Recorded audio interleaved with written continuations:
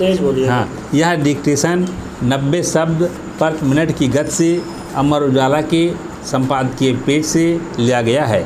यह डिक्टेशन आपको अच्छा लगे तो लाइक, शेयर और सब्सक्राइब अवश्य करें। रेडी। इंसान के पास खुद की और सच की ताकत हो तो कोई भी चीज़ उसके रास्ते की रुकावट नहीं बन सकती। अपनी क्षमताओं का आकलन करें, क्योंकि वे आपकी ही हैं। यह याद करें कि आप आए कहाँ से हैं और जनता कहाँ है। यह देखें कि आपसे क्या गड़बड़ी हो गई और कहाँ पर फंसे हैं। हो सकता है बड़ा लक्ष्य हासिल करने के लिए शुरुआत में कुछ परेशानियां आएं।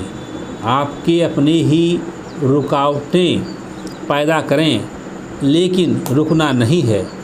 समुद्री पक्षी की कहानी जोनाथन लिविंगस्टन सीगल से कुछ सीख ले सकते हैं। जोनाथन ब्रैकेट में समुद्री चील ब्रैकेट बंद ने किस तरह अपने लक्ष्य को समझ लिया।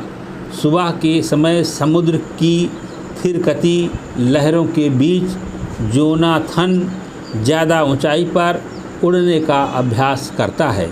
हालांकि एक छोटी सी गलती के कारण उसका संतुलन बिगड़ जाता है और वह समुद्र में गिर जाता है। पैरा। दरअसल ज़्यादातर समुद्री चीलें उड़ान के बारे में थोड़ा ही जानती हैं।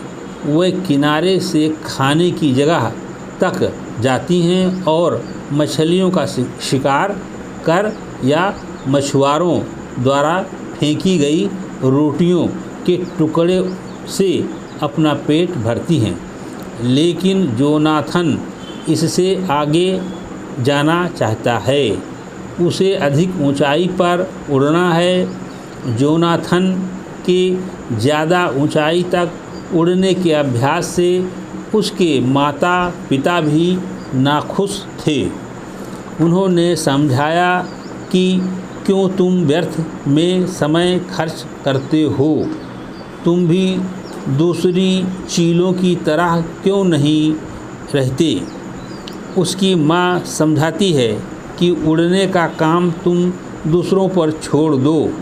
तुम्हारे पिता कहते हैं कि हमारा काम मछलियाँ पकड़ना सीखना है ताकि पेट भर सके और ज़्यादा समय तक जिंदा रह सकें। जोनाथन ने अपना सिर हिलाया, लेकिन उसे यह काम पसंद नहीं आया।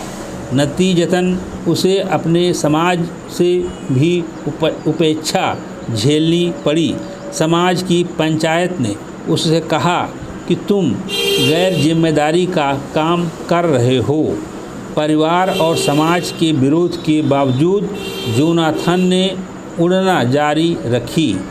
इस बीच में कई कठिनाइयाँ भी आईं। वह कई बार गिरा, फिर उठा। उसने सोचा कि बाज कैसे ज़्यादा ऊपर तक उड़ता है, मैं क्यों नहीं उड़ सकता।